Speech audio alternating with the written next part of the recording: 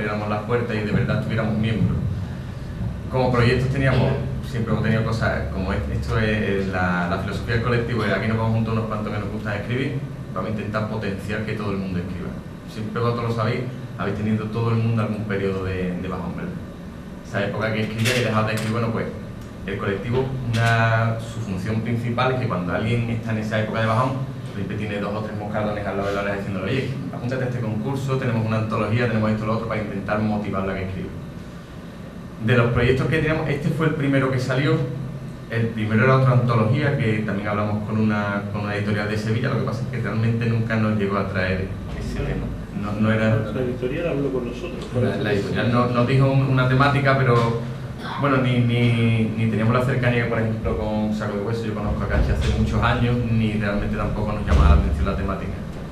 Entonces empezamos con esa primera antología, esta fue ya la segunda, que tuvimos la cuestión de que esto era la época pre-internet, que pasan, seguíamos siendo pocos, y era solo la gente de Sevilla. Cuando se ha abierto ahora a gente de fuera, pues ya tenemos para rellenar bastante más las antologías. Aquí tuvimos que lucharle mucho más, porque teníamos que completarlas. Iba a ser la primera, no queríamos que esto saliera mal de ninguna de las maneras, y la verdad es que hubo que hacer una criba muy importante, hubo que echar muchos relatos para atrás. Yo fui el encargado de eso, porque lo hablé con Juan. Él un día me dijo, nosotros estamos colaborando con él en la página Cero, entonces, oye, ¿por qué no nos presentáis unas columnitas? Empezamos a presentar las columnitas, él vio que más o menos portábamos, las intentamos hacer lo mejor posible. Que Sevilla escribe, entre otras cosas, no se le ha olvidado mencionarlo, tiene una columna periódica en Ocio Cero, es decir, son generadores de opinión, son gente que analiza la literatura y gente que está activa por los foros. A partir de ahí, claro, yo que nosotros nos pidió esas columnas, empezamos a hacerlas, nosotros más o menos teníamos ganas de trabajar con él. Y un día por mail, en uno de los muchísimos mails que yo intercambiamos, que no tienen nada que ver ni con la columna de Cero ni con nada, pues me dijo, oye, vosotros podéis presentarnos una antología de género fosco, ese género que nadie sabe exactamente quién es. Y yo dije, vale, yo me encargo de hacer la antología. Yo me la tomé como algo personal mío, ya no era solo el colectivo, sino era algo personal mío, porque yo estaba en dedo a partir de que él me pide eso. Yo lo planteé al grupo, dije, vamos a ver si esta sí va a salir, no es como la otra que al final no nos ha interesado, esta sí que nos interesa, hay que hacerlo, esto tiene que ser serio y hay que currárselo bastante. Se le dijo a todo el mundo así bastante serio, se tuvo que explicar muchas veces lo que es el fosco. Y eso que Canijo participaba en el colectivo que acuñó el término fosco. Esa fue. De hecho llegó alguien a decirme que yo no conocía bien los límites del fosco. Y yo tuve que explicarle que el fosco no existe y nos inventamos 9 tipos y uno de ellos era el género fosco es un género que tiene los límites son demasiado difusos. Están en las tinieblas. Yo siempre me he tomado que el género fosco es como fantasía oscura extendida hasta el terror, ¿vale? O que si escribes un relato que pretende ser de terror y no te sale de terror, pues dices que es fosco y ya más o menos puede colar. Si ves que no da miedo, no te da miedo. Entonces, realmente en esta antología se ha llegado mucho a los límites, se puede decir, del fosco, porque hay relatos que entran, llegamos a hablar de hecho, técnicamente fosco. Es decir, porque tenía algún elemento de terror y entonces, digamos, técnicamente fosco. Hay relatos de terror. Y hay un relato que es precisamente de Alejandro Castroguer, que es el que al final entra el último, que ese se puede decir que es un ejemplo de fosco. Ejemplo auténtico de lo que es fosco. Es un relato que no te da miedo, es en la onda Lovecraft, y sin llegar a darte miedo te genera esa sensación de oscuridad de qué es lo que pasa, que esto no es del todo sano.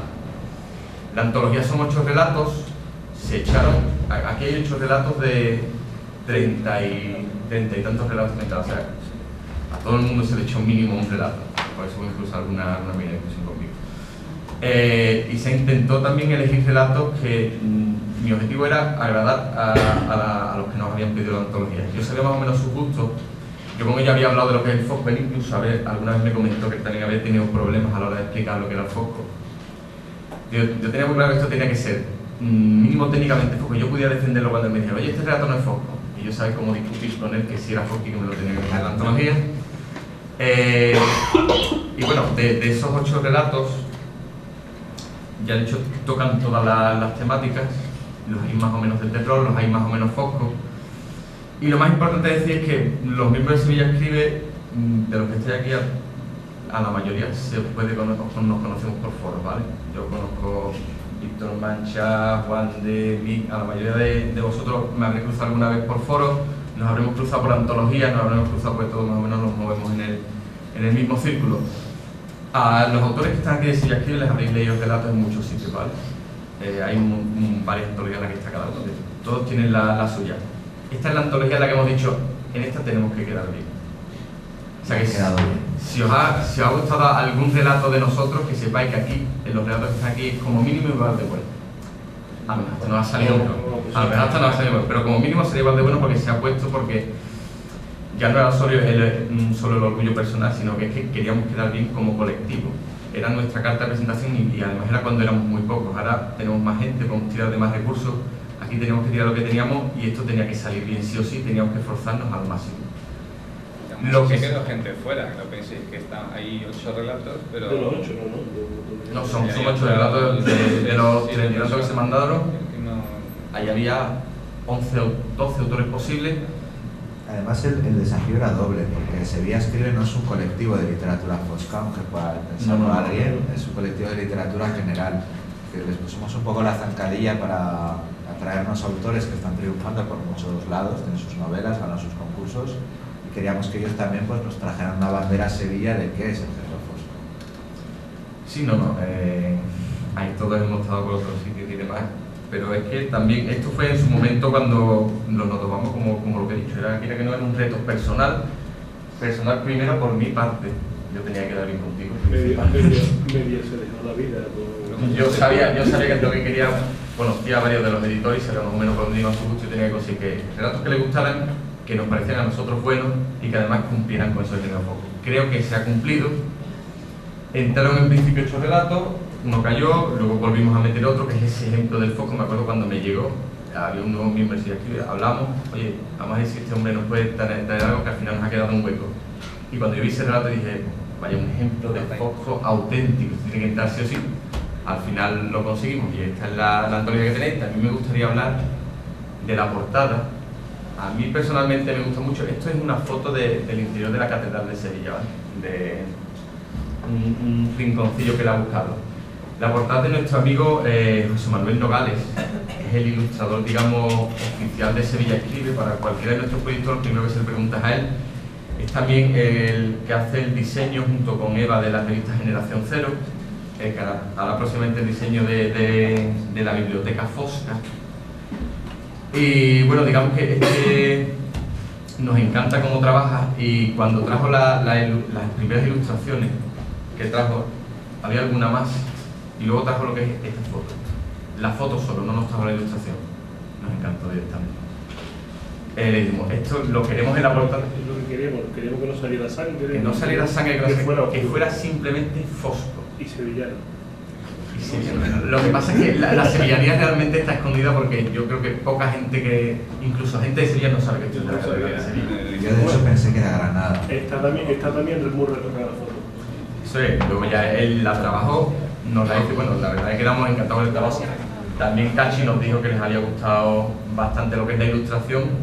No, y ya no mucho, si no lo hubiéramos puesto de portada. Y ya con eso la verdad que ya me sentí satisfecho, me quité el gran peso encima de coordinar esto, de que me metieran en este lío. Y bueno, es lo que tenéis aquí, el trabajo más esforzado de Sevilla Escribe, que aparte tenemos montones de proyectos, pero como esta era nuestra presentación, como este era cuando todavía no éramos muchos y teníamos que intentar hacer lo que fuera para que fuera lo mejor posible, que la gente viera que de verdad trabajábamos bien, que trabajamos con ganas, este es el resultado de eso. A mí, por tiraros un poco de la lengua, me gustaría que nos habléis sobre si hicisteis alguna coordinación para el tema temático.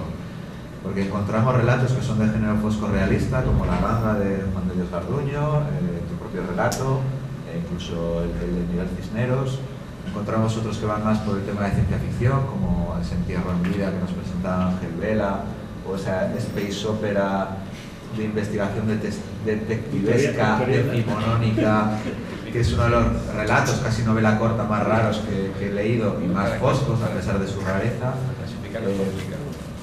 ¿Cómo hicisteis para tener una selección variada y al mismo tiempo potente? No, lo único que se pidió es que fuera variado.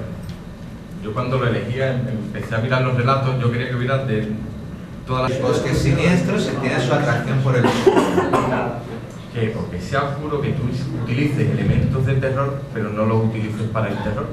Lo que dice el Crepúsculo utiliza elementos de toda la vida del terror vampiro. ¿Qué pasa? Que el Crepúsculo no está hecho para dar terror, está hecho para vender a adolescentes, pero por lo menos se sabe que tiene esos elementos. Aquí de hecho hay relatos que es lo que hablamos, son técnicamente fosco, es decir, son relatos que tienen esa oscuridad, tienen tal. Tú no podías saber si es directamente foco. Bueno, fíjate qué personajes tienen. Porque si tiene los mismos personajes o los mismos elementos que tienen las historias que siempre han leído de terror, eso es fosco. Por ejemplo, el título iba a señalar es muy fosco, Tenebrae. Que Tampoco se asusta a nadie leyéndolo, pero bueno, más o menos te guía hacia esa fantasía oscura. Y la portada, esto lo que se viera oscuro, lo que pasa es que claro, luego a la hora de tú explicarse a la gente, esto es lo que cuesta. Pero hay que decir, esta es la aplicación del fosco, ¿vale? La, digamos, más formal. Fosco es una cosa que bueno, ahora está la aplicación real, que también hay que darla. Los trapos sucios. No, los trapos sucios no. Es que aquí está, entre el público está la persona que yo creo que fue el auténtico acuñador del término. Es ese que se El agacha. fosco es Yo creo que él debería de intervenir porque nadie más en el mundo tiene más clara la concepción de este concepto. Pero lo estáis haciendo muy bien. Sí. No quieres participar. Vamos a ver, el fosco surge del Círculo de Espíritus Errantes, supongo que aquí también habrá gente que conozca ese colectivo. Hay varios de aquí, bueno, aquí hay 4 o 5 miembros, 6 del Círculo de Espíritus Errantes también. Nosotros íbamos a hacer la antología, no sé si la habéis leído algunos de aquí, la antología El desván de los cuerpos solitarios, que fue la primera. Para esa antología hablamos entre todos y dijimos, vamos a hacer una antología de terror. No se habló de fosco, el fosco no existía, no se habló de fantasía oscura, no se habló de nada de eso, se habló de terror, con todas las letras. Cuando hicimos la antología éramos cada uno hijo de nuestro padre y nuestra madre, como se dice, y seguimos siéndolo. Y había incluso un relato que era de humor, de este humor que hablamos fosco, ¿de acuerdo? Era un relato de humor que tenía un zombie, pero un relato de humor, eso no le daba miedo a nadie. Otro, por ejemplo, como Cachi, tiene esa imaginería más timburtoniana. Entonces son relatos son oscuros, tremendamente oscuros, utilizan los elementos del fosco, salen fantasmas, enterrados, etc. Pero esos terror no dan. Ernesto, aquí el amigo Ernesto, le va mucho el rollo victoriano.